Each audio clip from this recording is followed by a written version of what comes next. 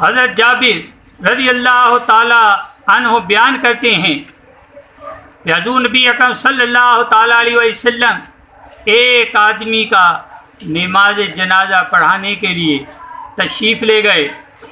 پھر آپ نے اس آدمی کا نماز جنازہ نہیں پڑھایا تو آپ سے عرض کی گئی کہ یا رسول اللہ صلی اللہ تعالی وسلم اس سے پہلے ایسا کبھی نہیں ہوا کہ آپ نے کسی کا جنازہ نہ پڑھایا ہو.